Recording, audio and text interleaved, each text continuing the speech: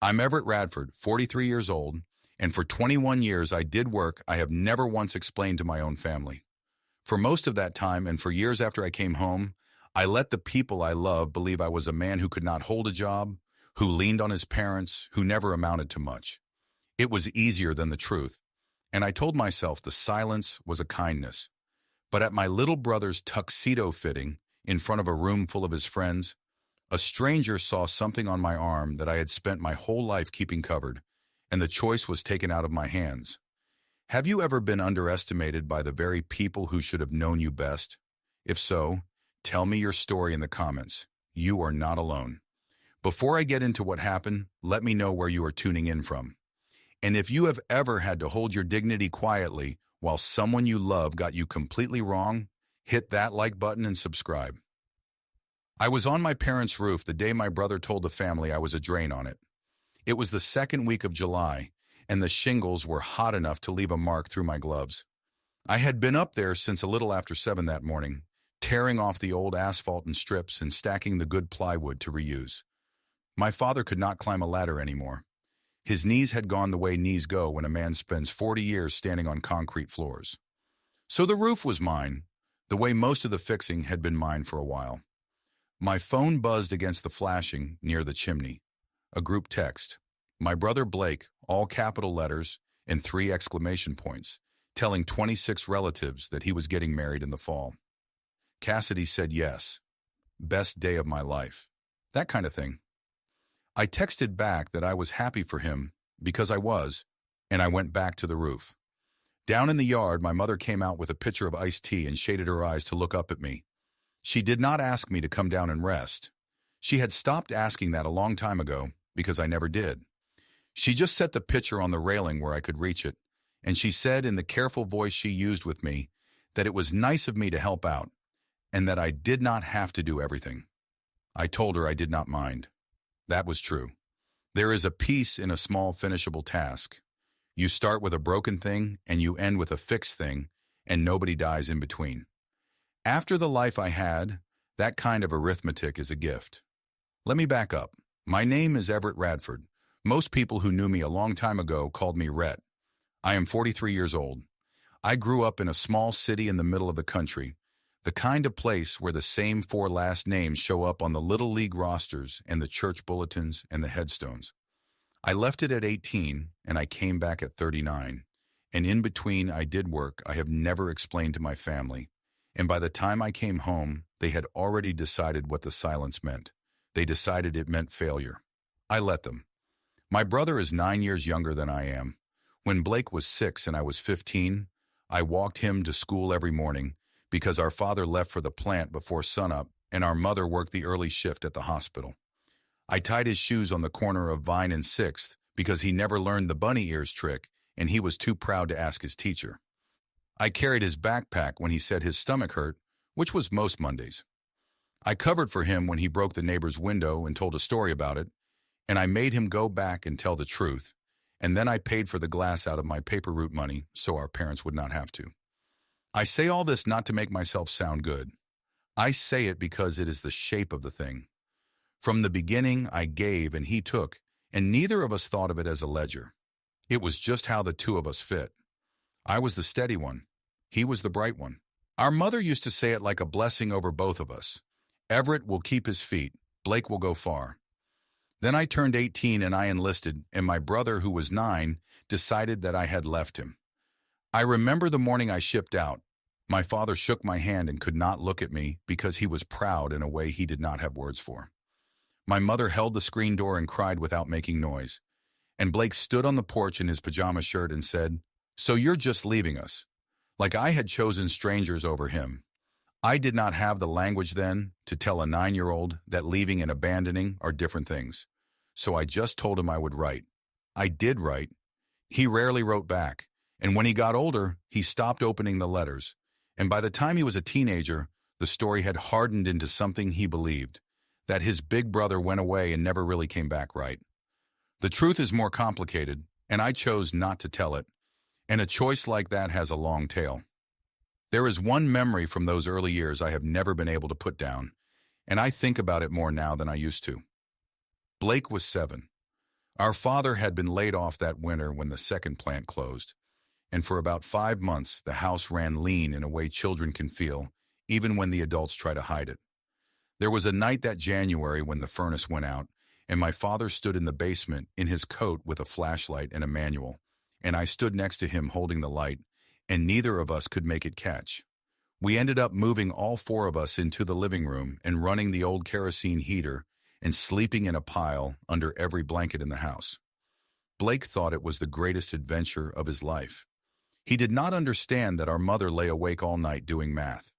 He fell asleep laughing against my shoulder, warm, certain that his family would always keep him warm because it always had. I lay awake next to him and I made a decision, 7 years before I could act on it, that I would be the kind of man who could keep a family warm no matter what closed down. I did not have the words for it at 7, but that is the night I joined the Army, if you want the honest answer. Everything after was just paperwork. I never told Blake that story. He does not remember the furnace at all. He remembers the adventure. That is the whole difference between us in one night, if you want it. He got to keep the adventure because somebody else stayed up doing the math. For most of our lives, that somebody was me, and he never knew it, and I never told him, and I told myself that was love. Some of it was. Some of it, I understand now, was pride wearing love's coat. Here is what my family knew, or thought they knew, by the summer of the wedding. They knew I had been in the Army for a long time. They knew I did not talk about it. They knew I had come home quieter than I left, that I bought a small rundown house on the east side and spent my weekends fixing other people's decks and furnaces for cash, that I drove a 15-year-old truck, that I had no wife and no children and no career they could name at a dinner party. They knew our parents helped me out because that was the story Blake told, and nobody checked it. Nobody knew that for 3 years I had been the one quietly paying the property taxes on the house I grew up in, so my parents would not have to sell it. I set it up through the county so it showed up as paid, and nobody asked how. I did not tell them because telling them would have started a conversation I did not want to have, about money, and about where money like that comes from, and about the years I spent earning it in places I could not name. Letting people be wrong about you is a skill. The Army taught me it and refined it, and eventually made it a matter of life and death. It cost me more than I expected in the end, but that summer on that roof, I still thought the cost was mine alone to pay. I finished the section over the porch before the heat got bad, climbed down, drank my mother's iced tea, and drove home to my half-finished kitchen. My phone buzzed again on the seat beside me.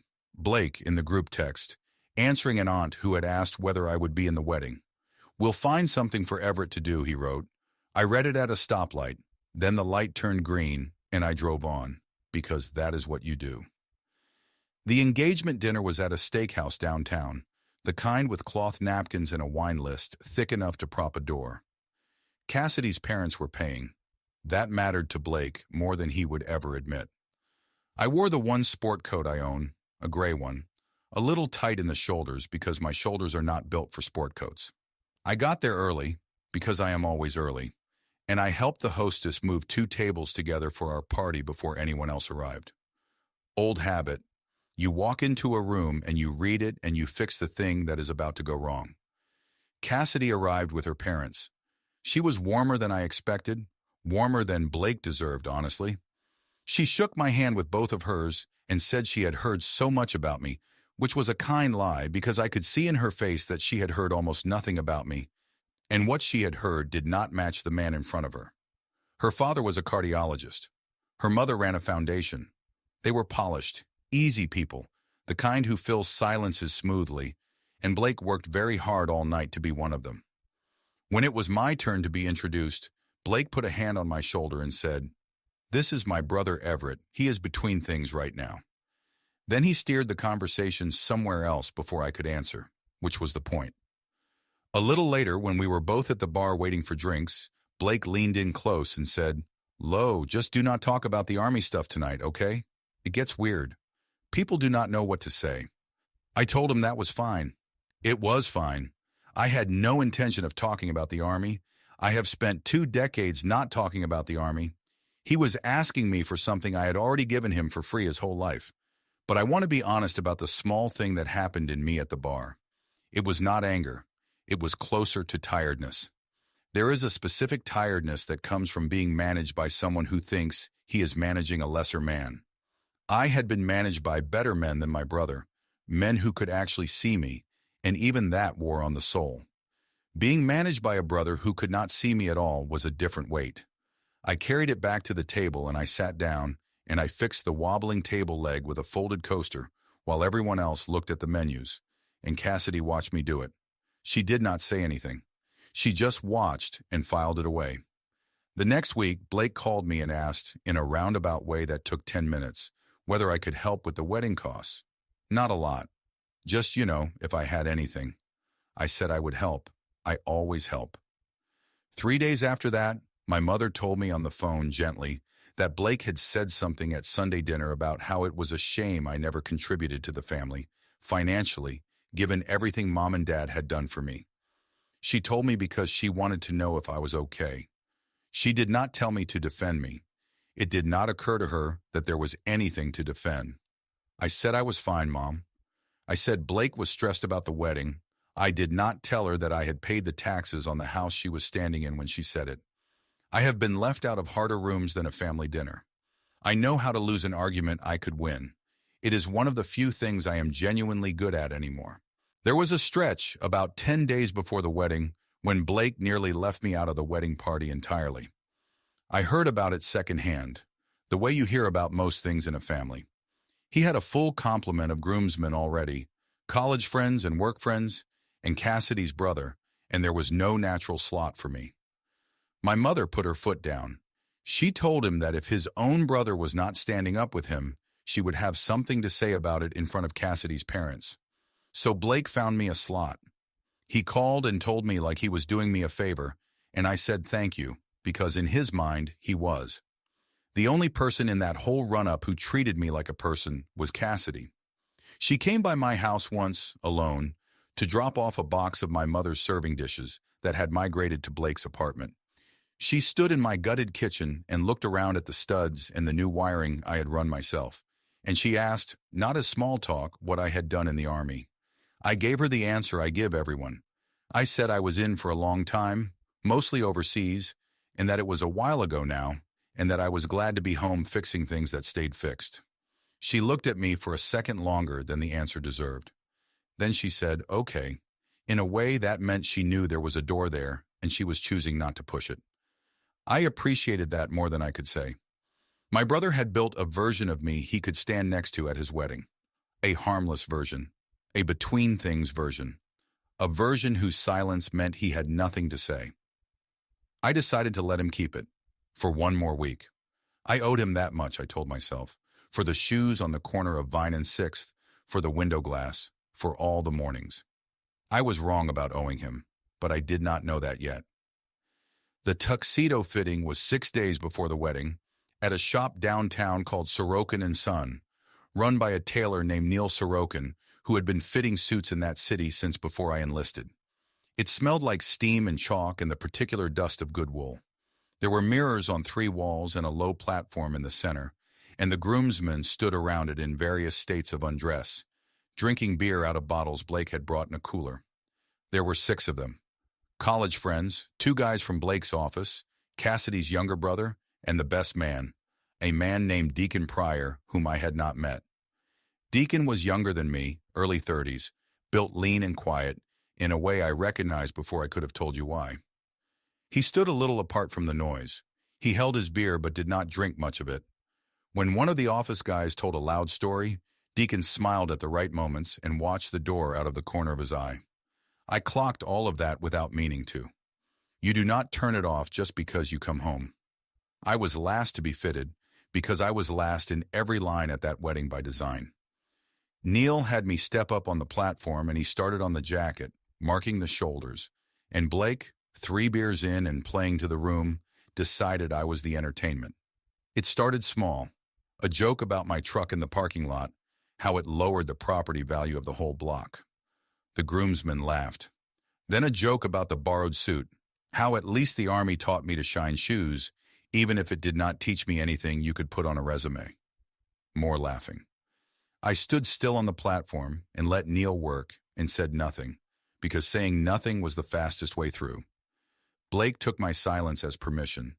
He gestured at me with his bottle to the whole room, and he said it. He lives off us. Can't hold a job. The groomsmen laughed. It was an easy laugh, the laugh of men who did not know me and had no reason to doubt the brother who did. I watched my own face in the 3 mirrors, 43 years old, gray at the temples, standing on a little platform in a half-pin jacket, while a room full of strangers laughed at a version of me that did not exist. I have stood in worse rooms. I reminded myself of that. I kept my face level. I kept my right sleeve down, out of a habit so old I do not think about it anymore. The habit of keeping the forearm covered. Neil Sorokin, who did not care about any of it, needed to pin that sleeve. He took my right wrist in his careful old hands, and he pushed the fabric up to the elbow to mark the cuff. The scar came out into the light. It runs from the heel of my right hand up the inside of my forearm, past the wrist, a long ropey line where the surgeons went in more than once, crossed by the smaller marks of the shrapnel they could not save the tissue around. It is not a pretty scar. It is a specific scar. Anyone who has spent time around men who do the work I did learns to read scars the way other people read resumes. Deacon Pryor was mid-laugh when he saw it. He stopped. I watched it happen in the mirror. The laugh went out of his face like someone had turned a switch. He looked at the scar, and then he looked at my face, really looked, and I saw him doing the math that men in his world do. The scar, the age, the name Radford, which Blake had been throwing around the room all afternoon. The quiet. He was assembling something out of pieces, and I watched him get there. I kept my sleeve down out of habit. He was faster than my habit.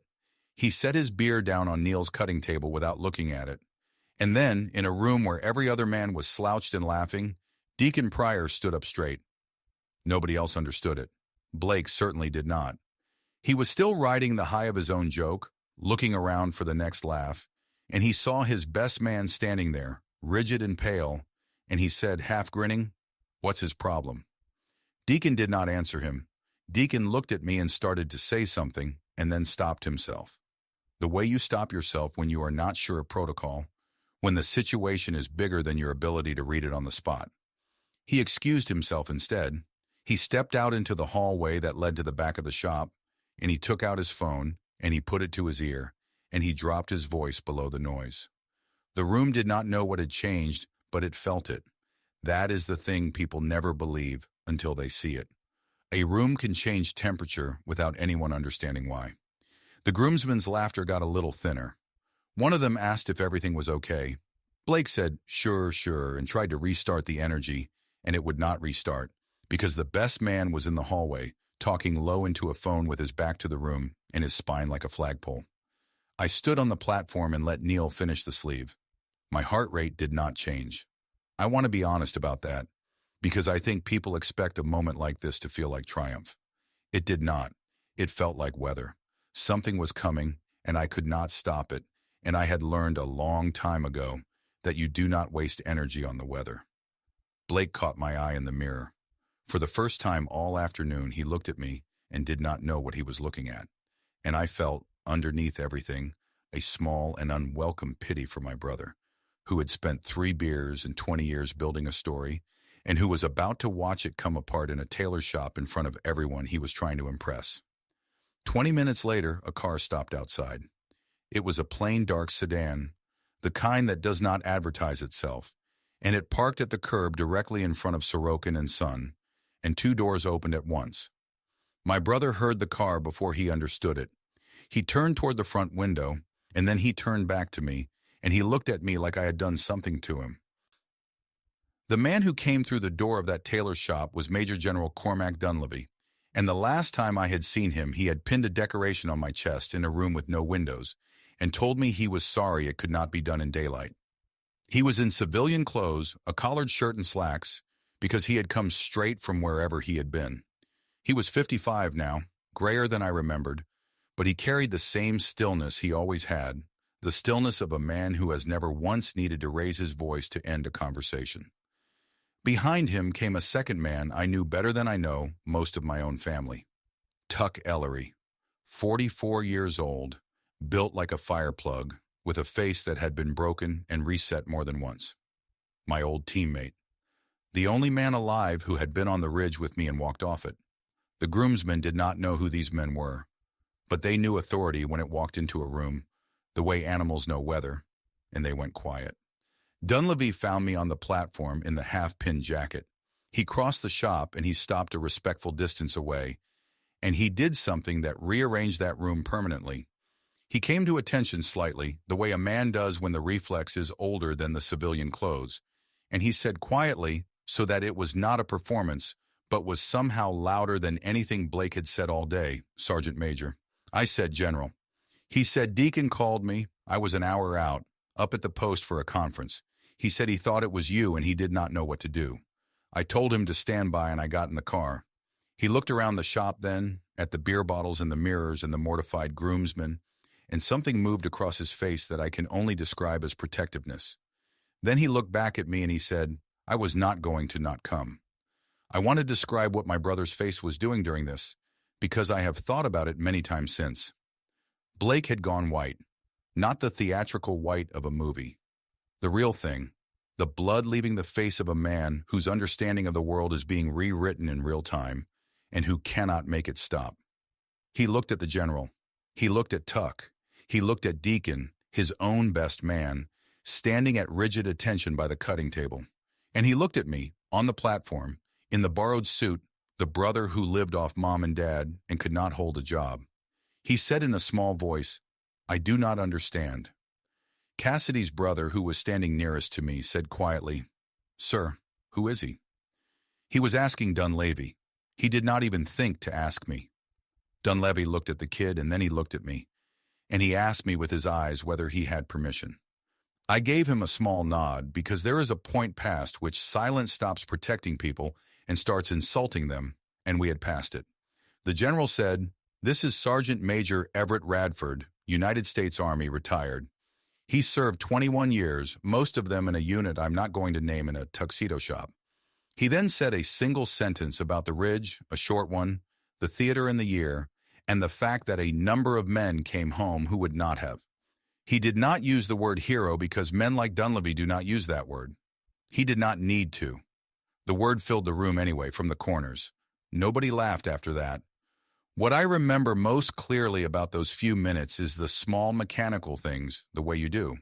Neil Sorokin never stopped working. While a general was reordering the moral universe of that shop, the old tailor kept pinning my cuff, because the cuff needed pinning, and Neil had been doing his job through recessions and divorces and every kind of human drama for 40 years, and a general in civilian clothes did not change the fact that a sleeve was long. There was something steadying in it. I focused on the small pressure of his fingers and the little cold points of the pins, and I let the rest of the room do what it was going to do. One of the office guys, a kid named something I never caught, kept saying, "Wait, wait, hold on," like the situation was a video he could rewind. Cassidy's brother had gone completely silent. Two of the college friends had set their beers down without seeming to notice they had done it.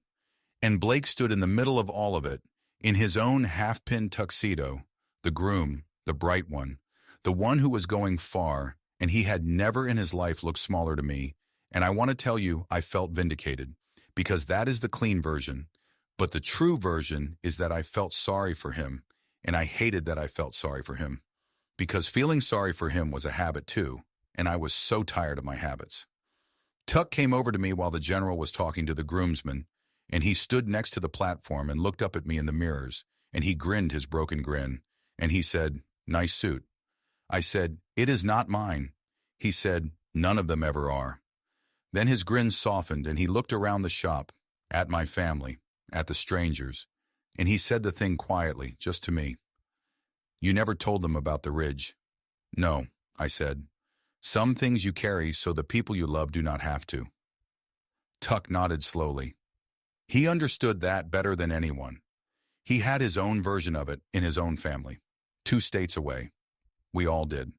It is the part nobody tells you when you come home, that the hardest operational security of your whole career is the kind you run on your own mother, at her kitchen table so she can sleep. I should try to explain the silence because from the outside it looks like a strange thing to do to yourself. Part of it was simple. A great deal of what I did for 21 years I am not allowed to discuss. And after enough years of not discussing the true things, you lose the muscle for discussing any of it. And it becomes easier to say nothing than to carve out the small, permitted pieces. But that is the excuse, and I have learned to tell the excuse from the reason. The reason was that I came home with pictures behind my eyes that I did not want to put behind my mother's, and once I decided to keep them out of her kitchen, it seemed only a small further step to keep everything out. The good with the bad, the medals with the nightmares. I did not want her lying awake doing the math the way she did the winner of the furnace. So I gave the family a version of me that required no math. A son who was fine, if a little lost. A son they could pity gently and never fear for. It seemed like a mercy at the time. I understand now that a mercy that turns you into a stranger to the people you love is a more complicated thing than mercy. I looked at my brother across that shop. He was sitting down now on Neil's little bench, his elbows on his knees, staring at nothing. And I understood something that took the triumph clean out of the moment, if there had been any. The truth did not make me bigger in that room. It made everyone else smaller for a minute, my brother especially. And I realized, standing there in a jacket that was not mine, that I did not enjoy it nearly as much as I had always assumed I would, on the rare nights over the years when I had let myself imagine it. I had imagined a reckoning. What I got was my little brother, 34 years old, sitting on a bench with his whole face coming apart, and my own hand wanting, out of a reflex older than any of it, to reach out and steady him. That evening, after the general had gone, and Tuck had driven off with a promise to be back for the wedding, I did not go home. I drove across town to the assisted living place on Marigold Street where my grandmother June lives, because she was the one person I needed to tell before the story reached her second hand. June is 90 years old. She raised 3 children and buried a husband, and she has a mind like a steel trap that has never once let go of anything it caught. She was my father's mother, and she had always been the only member of my family who looked at my silence and saw something in it besides failure. I found her in her small apartment with the television off and a book face down on the arm of her chair. She looked up when I came in, and she read my face the way she reads everything. In about a second and a half, she said, "Well, somebody finally found out." I sat down across from her, and I told her, "Not all of it. There is a lot of it I will never tell anyone." And she knew not to ask, but I told her the shape of it, the unit, the years, the ridge, the scar, the general who drove an hour to stand in a tuxedo shop. She listened without interrupting, her hands folded in her lap, and when I was done, she was quiet for a while. Then she said, "I want to tell you something, and I want you to actually hear it." She leaned forward. "I did not need the medal to know my grandson," she said. "I knew you when you were 4 years old, and you carried a hurt bird around in a shoebox for a week trying to fix it. I knew you every time you came home quiet and let those people think small things about you rather than trouble anybody with the truth. I never once believed you were what your brother said you were. Not once." I told her I knew that. I did know it, she said, "but I am glad the rest of them finally do. Because, Everett, I am not going to be here forever. And I did not want to go out of this world knowing that the last thing your mother believed about you was a lie your brother told at a dinner table." I did not have anything to say to that. I just held her hand for a while, and the two of us sat there in the lamplight, and it was the first easy breath I had taken all day. Before I left, she made me get the shoebox down from the top of her closet. It is the one she keeps the important things in, the birth certificates and the photographs in my grandfather's watch. Near the bottom, wrapped in a handkerchief, was a letter I had sent her from overseas 11 years ago, the only real one I ever wrote to anyone, written on a bad night when I did not think I would be coming back, and I wanted one person to know I had not wasted the time. She had kept it all those years and never once mentioned it, never once used it to defend me to the others, because I had asked her at the end of the letter to keep it to herself. She held up her end for over a decade. That is who my grandmother is. She looked at me holding it, and she said, "I almost showed your mother 100 times, but you asked me not to, and a person's word is the whole of them." I put the letter back in the box. Then I held her a little longer than I usually let myself, because 90 is 90, And I have learned the hard way not to leave the important things unsaid until later. Blake came to my house that night. Blake came to my house that night. I heard the truck in the driveway before the knock.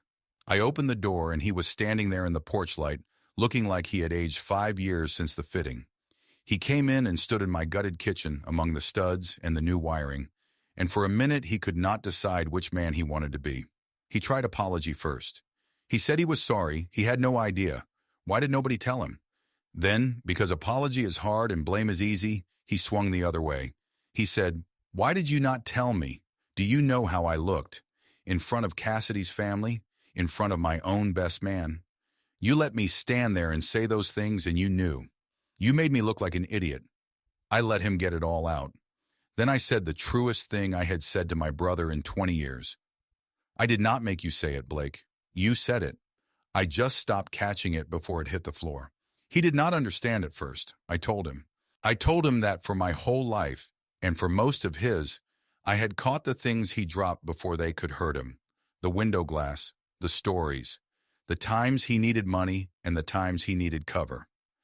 I had spent 20 years being the man who quietly made sure my brother's mistakes never landed on him. And at that fitting, for the first time, I had simply stood still and let one of his mistakes land where he threw it.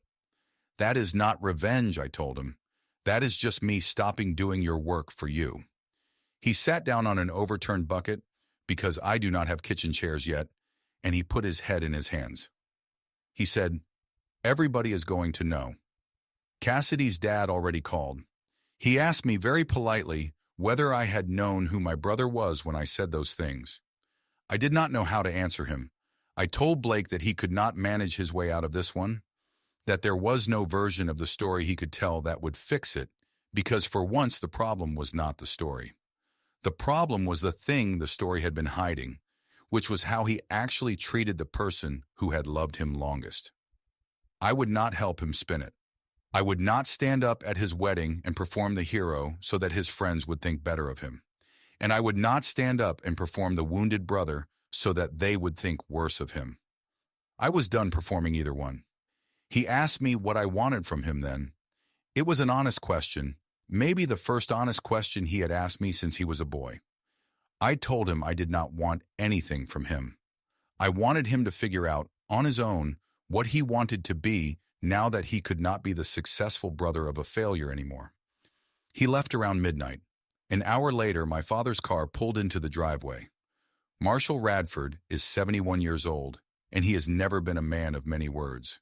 He came into my kitchen, and he stood there, and he could not speak at first. He looked at the wiring I had run, at the tools, at the life I had built quietly on the east side of a town that thought I was a drain on it.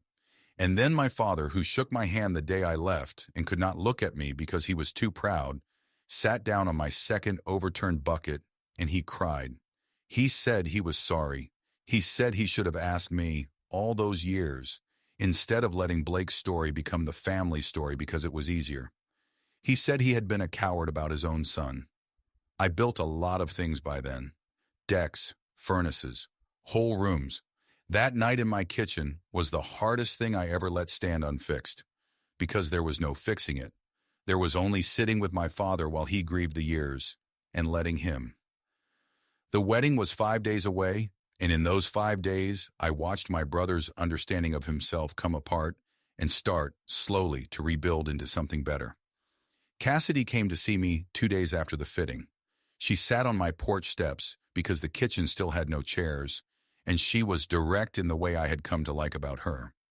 She said she had understood the shape of it even before the general walked in, that she had watched me fix the table leg at the steakhouse and thought, that is not a man who cannot hold a job.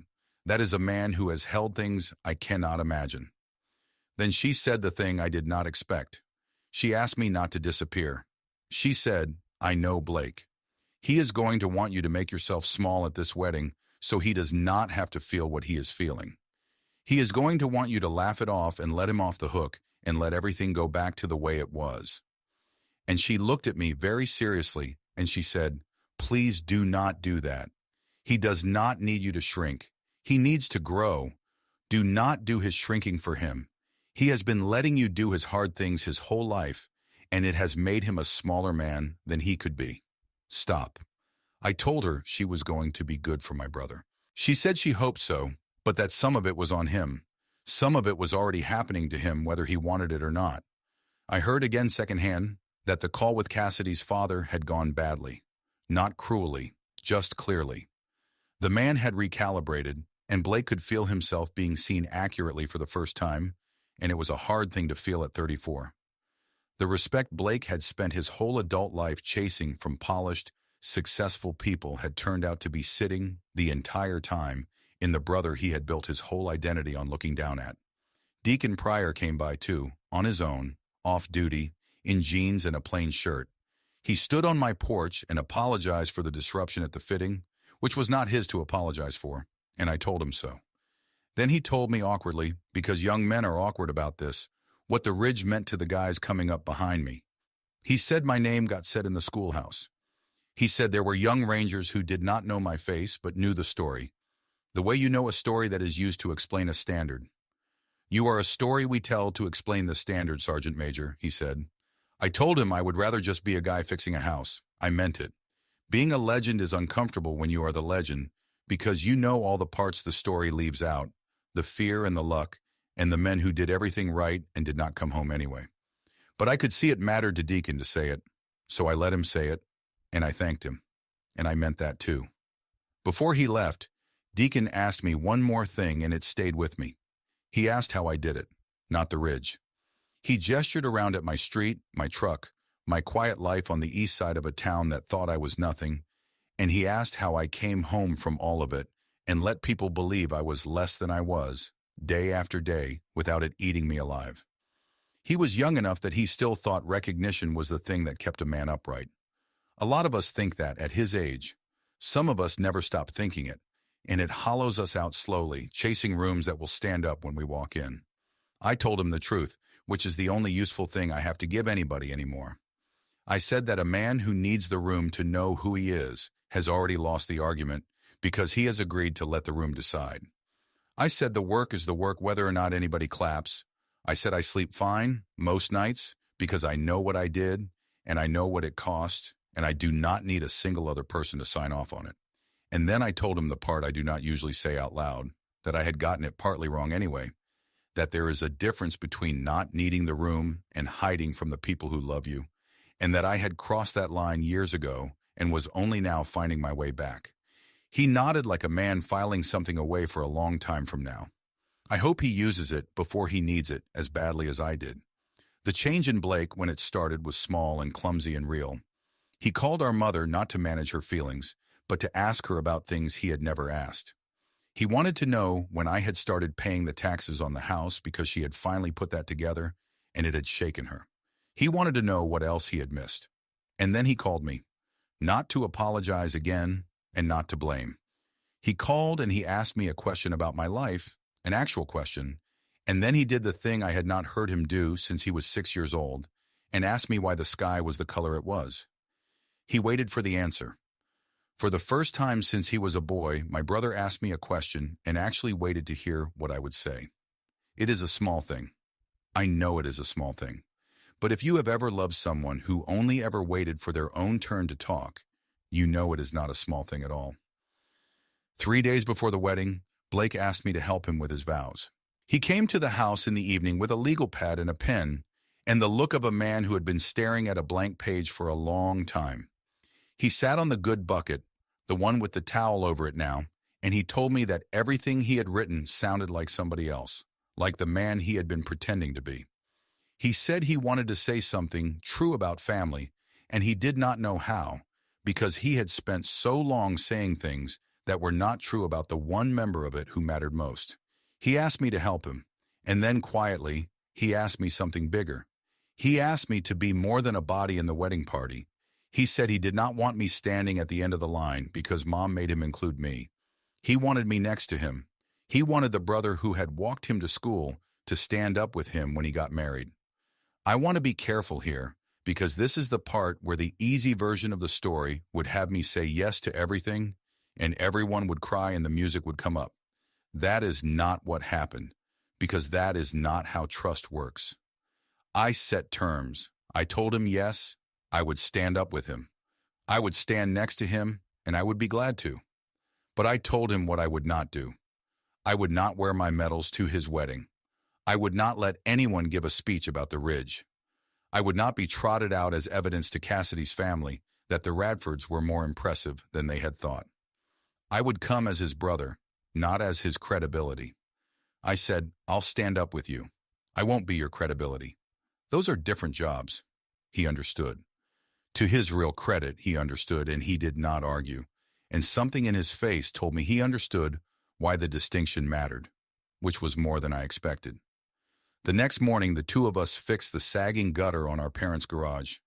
It was not a big job, but we did it together, him on the ladder handing me brackets, me on the roof running the screws, the way we had never once done anything together as adults, and somewhere in the middle of it, we started talking, really talking. He asked about Tuck. He asked carefully about the scar, and I told him a little, the part I could tell, and he listened, and he did not try to make it about how it made him feel. He told me things, too, about the fear that had driven him his whole life, the fear of being ordinary in a family with a brother who had gone off and become something he could not name and could not compete with. He said he had dealt with that fear by deciding I was nothing, because if I was nothing, then he did not have to measure himself against me. It was an ugly thing to admit. He admitted it anyway. That is the part that gave me hope. That night, at Sunday dinner, in front of me and our parents, Blake apologized. Not the vague apology, the sorry you feel that way apology, the specific one. He named the things he had said. He named the years. He looked at our mother and our father, and he said he had let them believe a lie about their own son because it made him feel bigger, and he was ashamed of it. Our mother cried. Our father put a hand on Blake's shoulder, and then he put his other hand on mine. And for a moment, the three Radford men sat at that table connected in a way we had not been since I was 18. Trust is not a switch. I have never once in my life seen it work like a switch. It is a series of small loads. You put a little weight on the thing, and you see if it holds, and then a little more, and a little more. My brother had a lot of weight to earn back, but that week he started testing the joints, honestly, one at a time, and every one of them held. The wedding was on a Saturday in early autumn, at a restored barn out past the edge of town, with the corn gone gold in the fields around it and the light coming in long and low through the big open doors. I got ready in the same room as the other groomsmen. Deacon Pryor was there, the best man in his tuxedo, and the two of us ended up in a corner while the younger guys fussed with their ties. It was easy between us now, the easy silence of two men from the same world who did not need to fill it. He helped me with my cufflinks because my right hand does not do small things as well as it used to, and he did it without making a thing of it, and I let him, which for me is its own kind of trust.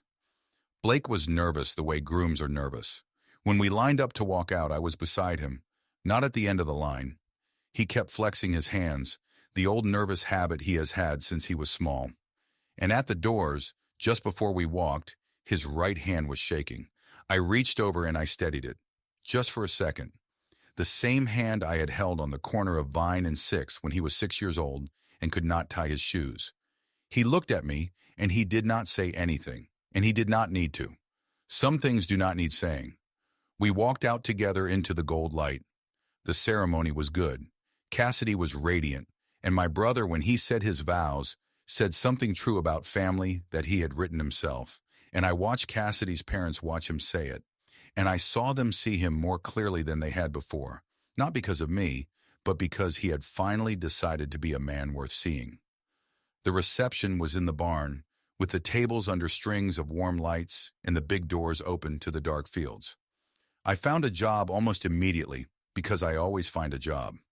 One of the caterers was fighting with a folding table that would not lock its legs, and I crossed the room and knelt down and fixed it before the plates came out. And when I stood up, I caught my mother watching me from across the room with an expression I had not seen on her face in 20 years. She was not watching a man who could not hold a job. She was watching her son, and she was seeing him, finally.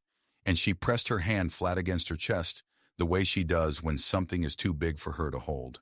And she mouthed the words "thank you" across the whole width of that barn. Not thank you for the table. Thank you for the years.